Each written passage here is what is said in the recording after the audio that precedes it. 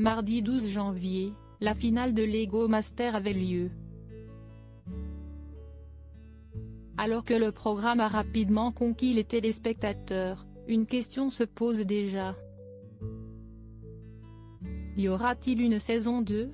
Interviewé par Le Figaro, Éric Antoine, le présentateur, a confié « Il y a de grandes chances pour que l'émission revienne l'année prochaine ». Il a ensuite précisé être « tombé fou amoureux de cette émission ». Le montage, la musique, le travail des éditeurs et la narration sont merveilleux. Il a toutefois raconté que le concours n'est pas de tout repos pour les candidats, physiquement, si est très difficile. Il pose plusieurs dizaines de briques à la minute. Ils ont de la corne au bout des doigts. Le programme a donc rencontré un énorme succès, avec une moyenne de 3,4 millions de fidèles chaque semaine. Pour Pierre-Guillaume Ledan, le directeur général adjoint des programmes de M6, c'est une victoire. Notre objectif principal était de rassembler la famille devant la télévision.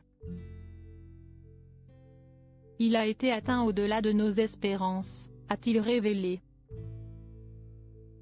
Ainsi, même si M6 n'a pas encore confirmé le renouvellement, les téléspectateurs pourront très certainement retrouver cette émission l'année prochaine. Clap de fin pour Lego Masters. Après plusieurs semaines de compétition et quelques heures de suspense, ce sont finalement David et Sébastien qui ont réussi à convaincre le jury et remportent les 20 000 € mis en jeu, mais aussi la possibilité d'exposer leur œuvre à l'hôpital pour enfants de Necker. Pour cette ultime étape, ils ont dû laisser place à leur créativité puisqu'aucun thème ne leur était imposé.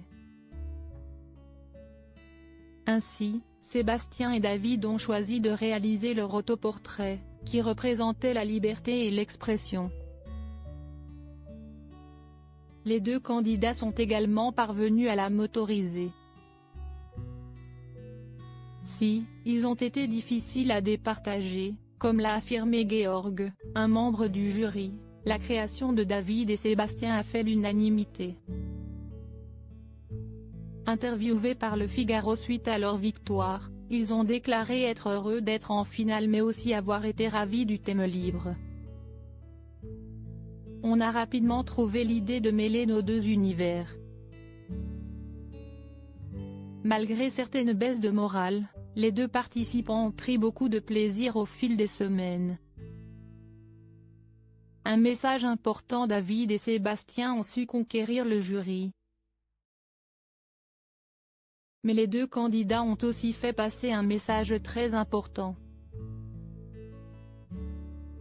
En effet, né sans son bras droit, David porte une prothèse en Lego. Quand on pense que quelque chose est impossible à cause de sa condition physique, on peut se dire que l'handicap, ce n'est pas dans ton corps, mais dans la tête, a-t-il affirmé au Figaro après sa victoire. Une participation qui a donc permis au jeune homme de prouver que malgré un handicap, tout est possible si on y croit réellement.